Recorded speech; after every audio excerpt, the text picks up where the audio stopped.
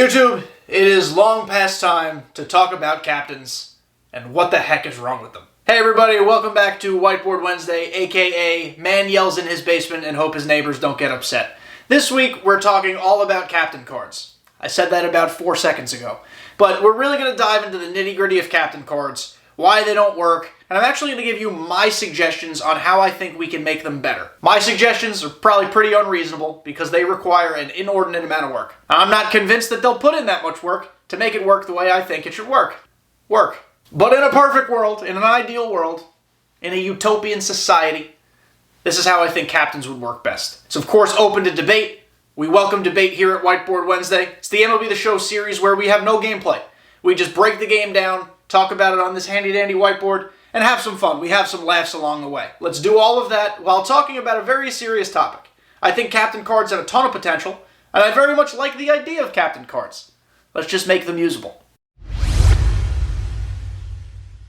The current problem with captain's cards is a very simple one. It's simply the fact that they're not good cards. Not even a little. To ask the player base to put a very not good card in their God Squad lineup that boosts their other cards, but also has a couple drawbacks, or maybe one drawback on its card, it's asking a lot. These captain's cards are 92s or 95s. Most of them 92s, a handful of 95s. And I'm a firm believer that the number in the top right corner of your card does not actually indicate how good it is. If you're good with a 90, and better with it than you are with a 99, use the 90. Doesn't matter. But when you look at the attribute breakdown, some of these cards are bad. So these cards are really, really bad. It is difficult for me to justify using, I don't know, Captain Larry Walker, who I believe is a 92. He might be a 95. Either way, the point still stands. Over Booger, the Incognito Series 99 Larry Walker that absolutely bangs. The value I get from using the 99 Larry Walker is more important to me than the value of using his themed captain boost. It's just a problem that needs to be addressed. The other problem, and one that they've slightly addressed but haven't talked about in a while, are the requirements. You have to parallel some guys to certain levels to activate their boosts. You need an ungodly amount of cards to fit the theme to get the captain boost. You have to have the captain in the starting lineup, and then there's a bunch of workarounds to take him out, but theoretically that doesn't work right, neither here nor there. There's just a lot that goes into these captain cards. And I think we can make it simpler, and I think we can make it more accessible. At least I think. Alright, so here we go. Stick with me. A lot of this is probably going to sound stupid, but we're going to say it anyway because this is my channel. It's Whiteboard Wednesday. In my opinion, to make captain cards work and add diversity to the game and to lineup building, all diamonds in the game, live series, legend, flashback, doesn't matter. Every diamond you should be able to use as a captain to give you boosts. The captain series card will still exist as a way to do more obscure team builds, like the short kings, the tall kings, the cover athletes, etc. Captain cards can still be a card series, but I think every single diamond should have captain boosts. I think the non-captain diamonds should only buff 2 attributes. The actual captain series cards can buff 4. That's the way to differentiate the two. But ultimately, I think adding diversity in what can be a captain is good. So this is step 1. Not every diamond, no matter what type of card or series it is, off rip can be used as a captain. In my world, you have to get it to P2. Why? I just chose P2. It could be P1, it could be P3. Heck, if you want to make it P5, go ahead, make us grind. But you have to at least earn your way into using that captain boost. At least a little bit. I don't think P2 is an unreasonable grind. I think a lot of players get there just kind of without even thinking about it. Maybe I'm wrong. We can tweak that later on. Let's just get these thoughts out into the ether first. Ideally, the captain boosts that these non-captain cards would provide would be catered to the specific player or player archetype. That's where SDS comes in. It's up to them how much effort they'd like to put in. If they want to personalize captain boosts for every single player based on what they do well or don't do well, that'd be perfect. I'd love that. That's up to them. And that also helps create a ton of diversity in lineups and captains. I ultimately don't think they'll do that. I think they'll categorize certain players. Corey Seager just might get attribute boosts versus righties. David Ortiz, boosts versus righties. Maybe some guys who are slap hitters get contact boosts and maybe a little bit of speed. But this is the way I'd like to see it. Let's go look at this. All right, so I used a very extreme example here to prove the point I'm talking about. I despise the fact that Ozzie Smith is a usable card in MLB The Show 23. Cardinals fans, I'm happy for you.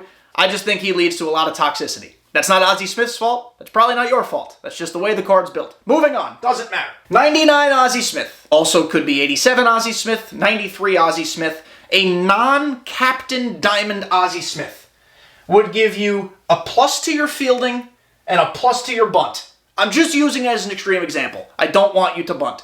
But then, the captain Ozzie Smith, which I think all should minimum be 95.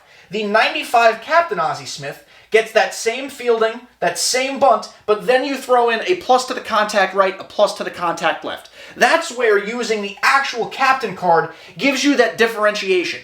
Still, if you want to assign your 99 Ozzie Smith as a captain, you are getting a buff and a bonus. And because of how unique Ozzie Smith is as a player, say you want to build an all-bunt toxic team, you can still theme that team around Ozzie Smith based on what he's providing. I know the point of the captain's cards is to encourage using theme teams. The old 90s team, the old heads, the short kings. I love using that one, or talking about that one, because I think it's funny that they acknowledge that short kings is a phrase. Like I said earlier, the requirements have 11 short hitters on your team. Yeah, of course, that's the theme, but that's a lot. Another important distinction I want to make here. I think the Captain Series cards, the ones that are actually in the series, should continue to abide by the restrictions of, we only boost you if you fit our theme. If you're like a rando that doesn't fit into the short kings, if you're Randy Johnson, you don't get the boost. But if you use the any old diamond boost,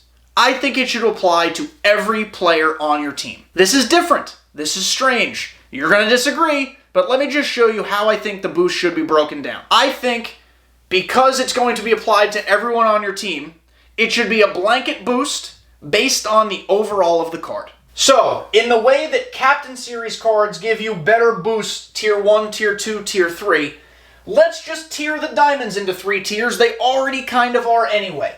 Let's use Ozzie Smith again as an example.